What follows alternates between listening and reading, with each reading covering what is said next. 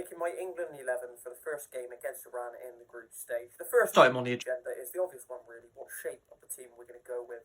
Now, it's well accepted now, I think, that in the Euros 18 months ago, every game against top opposition, we played 5 at the back. And in the entirety of the Nations League campaign that we just had, in every game we played 5 at the back. So, based on that, I'm going to hazard a guess and say that Gareth Southgate is going to play 5 at the back against any decent level opposition.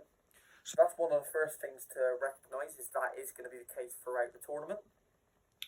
However, I would opt for 4-3-3. I do understand there might be an advantage to sticking with the same formation throughout the group stage and build up that momentum for the first 3 games ready for the knockouts, as opposed to playing 4-3-3 and then switching it in a knockout game. That would make things harder. I completely recognise that and respect that. But I just think the biggest risk in these group games is the draw, not scoring a goal. So for that reason, I think it makes more sense to go 4-3-3 and play horses for courses a little bit. I think England are very lucky. They're comfortable in both systems. Most players play 4-3-3 at club level, so I don't see that being too much of an issue. In goal, we've got Jordan Pickford. He wouldn't be my ideal number 1. If I'm perfectly honest with you, I think Nick Pope is a better goalkeeper than him. I really do. I like Aaron Ramsdale a lot. However, this season, I'm a big critic of Jordan Pickford. He has been exceptional this season. He's been one of the best keepers in the Premier League. So on current form, he would probably be the pick of the 3 anyway. Coupled with the fact, as everybody always reminds me of, he's never let England down, which is very true. He's got the tournament experience. He's good with the ball at his feet. Or he's happy to have the ball at his feet, is what I would say. So based on that, I don't think there's a lot of discussion around the keeper. Jordan Pickford, rightfully, is England's number 1. Nick Pope, my shout, was given a chance against Germany and didn't make the best impression, did he? Let's be fair. Right back in the team. Probably who you would have considered to have been 4th choice when everybody was fully fit. I think the argument around Alexander-Arnold on top form, probably would have been in the world 11 a couple of times in the last 4 years or so. Kyle Walker, I think, is England's first choice right back, especially if it's a big game against good opposition. If you're playing against France or something, I think Kyle Walker's going to be the right back, and rightfully so. And I think you have to respect the pedigree and the history of him playing in that England side previously. That leadership that he brings, and also with a weak defence, it makes sense to have the strongest defender. And Reece James, I think, is the most rounded of all of the right backs. But Reece James out for injury. For that reason, despite all of that, I would go with Kieran Trippier. Kieran Trippier is the most informed right back in the squad. He's a great leader. He's a good free kick taker. Obviously, that gives us options in terms of assists and goals from set pieces. He's solid defensively. You can't be a mug and play an Atletico Madrid's back 4 as the right back in a league-winning campaign if you're not a good defender. So he is solid defensively, and he's great going forward. He is in the form of his life, probably in the best form ever in his career.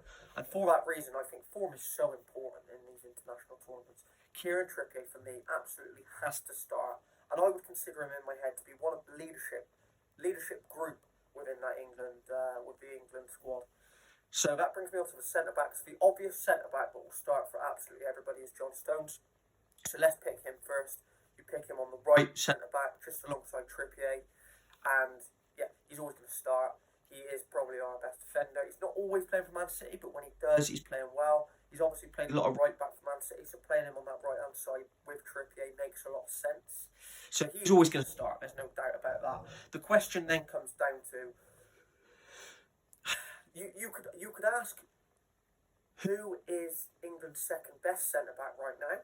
And this man won't be the answer. But the question I'm asking is not that. Who's England's second best centre-back right now? Well, it's a tough one, because Ben White, I would argue, probably deserves on form to be in the side, but he's more often than not playing as a right-back. So, again, if you're going to pick it on merit, if he's playing right-back, why am I picking him as a centre-back? Even though we all know he is a centre-back, he's not playing there regularly, so it seems a bit silly to use form as your reason to pick him, and then to pick him for a position he's not playing. That's a bit contradictory. Eric Dyer is, probably the best of the bunch on form after John Stones, possibly Connor Cody. either of those two, Connor Cody in a back four, albeit been very good for Everton this season, I do want to stress that. Not as good as he is in a back three.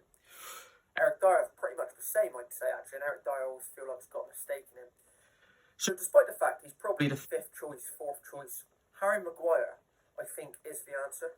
Harry Maguire is who I picked to play alongside the John Stones. Not because he deserves it most. He deserves it less than Cody, Dyer, White. He deserves it less than all of them. I'm not going to dispute that with anybody. He absolutely deserves it less. And considering I'm making a lot of this about form, it is a little bit contradictory. I completely get that. I do.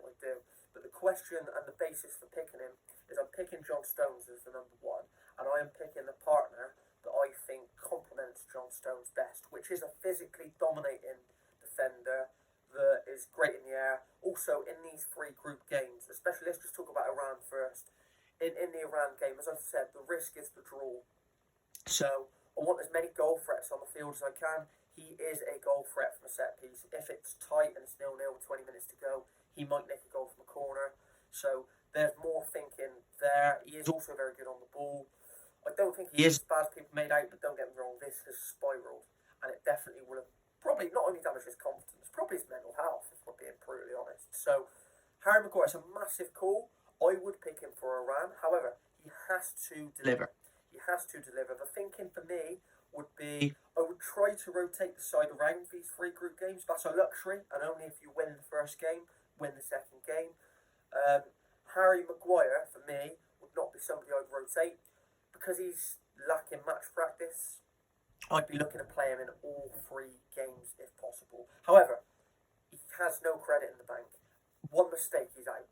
And probably doesn't play again. So he's on thin ice. But what the idea would be is, in the Euros 18 months ago, he came into the tournament off the back of an injury, and not in great form as well, if worth remembering, and played his way into team of the tournament after being carefully monitored back in. Situations changed slightly because he was like a certain starter then, whereas at that point it was sort of 6 months of bad form. We're now looking at like 18 months of bad form. It's getting harder to defend.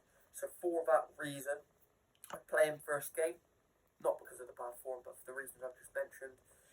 But he hasn't got any credit at all. He has to play well. If in an ideal situation, if he can string three performances together and come out of it alright, suddenly you might have a confident Harry Maguire. And I think Harry Maguire at his best does get in this England side. I don't think there'll be too much argument around that when you think back to the Euros and 2018 World Cup. So Stones and Maguire are the two centre-backs. Left-back, for me, is Luke Shaw. It's quite an easy one. He's the only left-back in the squad. The other options were Trippier playing as a left-back, or Saka operating as a left-back, which is cheating, really, because he's not a left-back. If you were going to do that, you'd have to play with wing-backs, which we're not doing for the reasons I mentioned right at the very start about the formation.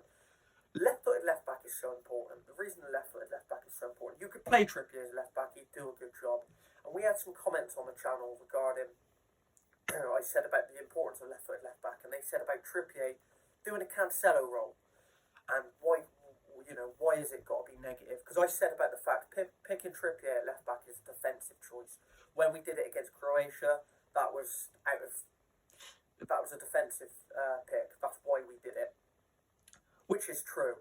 And then they referenced Joe Cancelo at Man City and said that that's not a defensive choice. That is an attacking choice. And the underlapping and the playing in midfield and dictating a lot of play. And I take your point. I'm not saying all left-backs have to be left-footed and attack to go forward. What I'm saying is, in these games, as I mentioned, the draw is the risk and we want to win these games.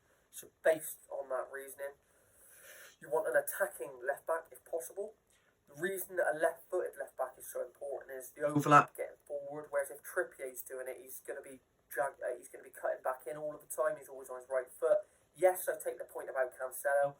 However, that's something that Man City work on day in, day out. You can't just click your fingers and make it happen for England. They've had less than a week to prepare. International football is so different to club football because even when you do have time to prepare, you get 2 weeks and then you don't see each other for 3 months. It's not like you can work on these grand ideas in such a short space of time. So based on that, and it being on merit, it's a bit insulting to Luke Shaw to pick a right back as a left back, isn't it? So I think so anyway. So Luke Shaw is the left back. Holding midfield, an obvious one. One of the leadership group again for me. Declan Rice, I don't too many arguments about that. I'm not going to go into it too much. Great technical footballer, good at breaking up play. He's a certain starter. One of only 3, probably. I think John Stones, Declan Rice, Harry Kane. You might be able to chuck Pickford in there as well, but that's for certain starters, really. Would have been Raheem Sterling, but we're going to come on to that. So Declan Rice is a holding midfielder. Left centre midfielder will go with Jude Bellingham. You can't leave him out. He's got to be inside. He's a wonder boy. He could end up being in the team of the tournament. He's probably got, between him and Phil Foden, they're the 2 players with the highest potential in this England side. You talk about like Kevin De Bruyne being the best midfielder in the world. Jude Bellingham can get to that, I'm sure. He reminds me stylistically a lot of a young Steven Gerrard. What I would say, and that's my favourite player ever, fantastic midfielder, Steven Gerrard. I would say Jude Bellingham is better than him at 19 than Steven Gerrard was at 19. Massive statement, but I do believe that. I think Jude Bellingham is better than Steven Gerrard was at 19. Stylistically very similar in terms of their physicalities, in terms of their frame, the way that they play. I think Steven Gerrard always had the 40-yard pass in his locker. It's something that seems to have gone a lot in the modern game, by the way. The long-distance pass, you don't see it as much. However, Jude Bellingham's a lot more elegant on the ball, I'd argue, a lot more skillful, put better in tight spaces, and a great goal return for a 19-year-old lad. Captain of Borussia Dortmund, has to start for England, whatever the formation is. Rice and Bellingham are in it. The third midfield, the right centre midfield spot, is where it gets a bit rogue, because this is somebody that would have perhaps not made the squad for a lot of people. Certainly Gareth Southgate was pretty close. Only been capped once for England. When we think about these creative players, Grealish, Foden, Mount, this guy's 4th in line, James Maddison, and that's commonly agreed. I'm a big believer in picking players on form, and he is in the form of his life right now. And in terms of those 4, he's probably in the best form of the 4. James Maddison, for me, has to start that first game against Iran, if match fit. I think the importance of picking players on form, and the fact that you're picking a player on merit, he's delivering it week in, week out, his numbers are there. James Maddison absolutely warrants a starting place against Iran. I think it would do the camp so much good to see that merit being rewarded, and it would do his psychology so much good. Can you imagine the confidence he would take from being picked in that first game against Iran? You'd have a player who's gone from the fringes to start him, and if he scores in that first game, suddenly, these tournaments, it's only 7 games. Suddenly, it could get out of hand, and he could light the tournament up, and he could end up being in team of the tournament, and end up driving us really far into it. Despite the fact, when it's not all about form, he might not be in England's best 11. He'd be close because he's a very good player, but he might not be. Because I think the likes of Foden and Grealish, on a pound-for-pound basis, may be better than him. But right now, James Maddison, absolutely fully deserved, and I am thrilled for it. On that note, I have heard a lot of rumours about Maddison's fitness and the fact he might not be match fit. And if that is the case, I would have to go with a choice that's going to make you grunt at home. But there's a good reason for it, because he's a good player. Mason Mount. Mason Mount would come in place of James Maddison if he's not match fit. Now, Mason Mount. I get it, and I think Southgate's got a lot to answer for there. Picking him left wing of a front 3 for his defensive actions, is very negative. I completely understand that. And I think Mason Mount is an incredibly good player. He's very, very, very good. But because Southgate has made him undroppable, if you will, that's frustrated people, because there have been points within his England career that he's merited being dropped, and other players have merited being picked, for example, Jack Grealish. But they've not been able to get a game because the likes of Mason Mount continuously gets picked. So I completely understand the fan frustration around this one. However, my comeback would be the fact, taking that emotion out of it, that's Gareth's problem, that decision making. He is a good footballer. If we're all being objective with one another, and we're all going to tell the truth, he is a good footballer, and he definitely does warrant being in the England side. Certainly the squad. I don't think he is quite good enough to start, but albeit James Maddison being injured has opened up a space for him, and he's in the top 12 or 13 in the side. So absolutely, and he will be really important for us this tournament, even if he's not starting all the time. He's so versatile.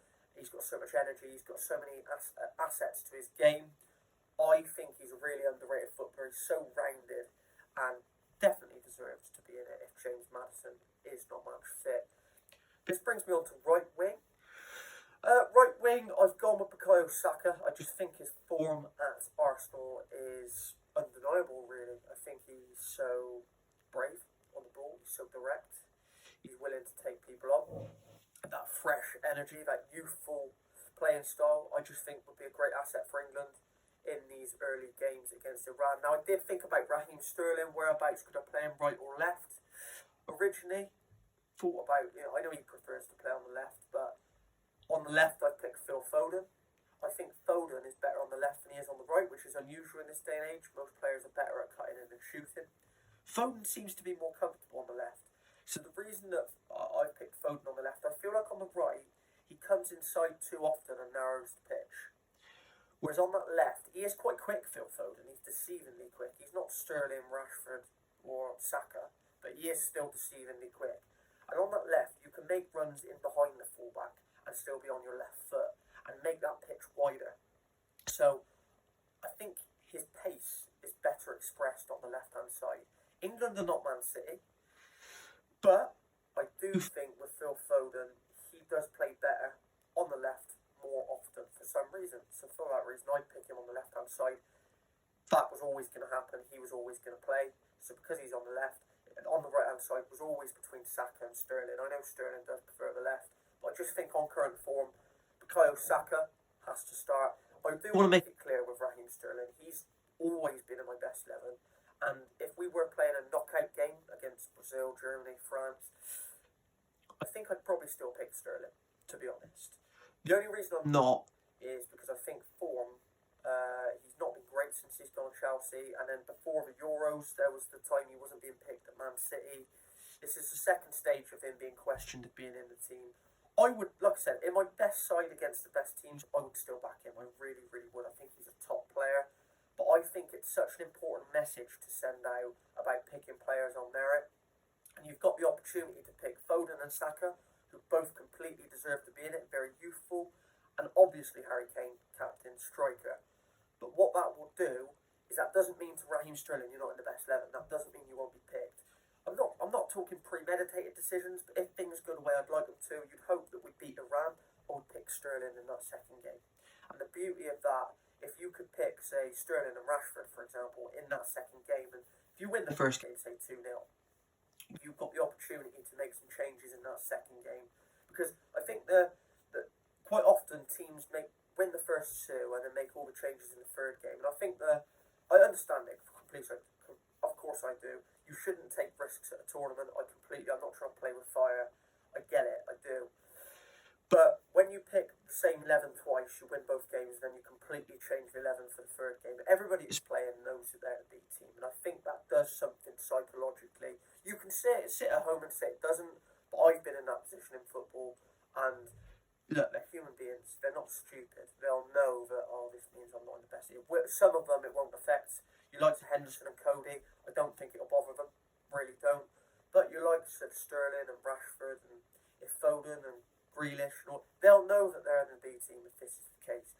So I think if you can win that first game, that creates opportunity to make the changes in the second game, and then it's more of a natural rotation, and then hopefully over the course of 3 games, you could have tried 19, 20 players. Hopefully you win all 3.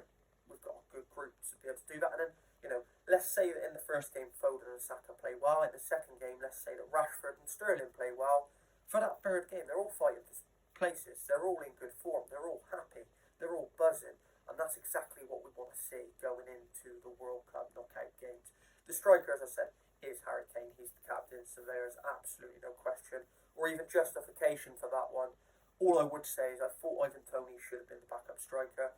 I would have took Callum Wilson as well. My 26-man squad, I did publish on TikTok. Go and check it out.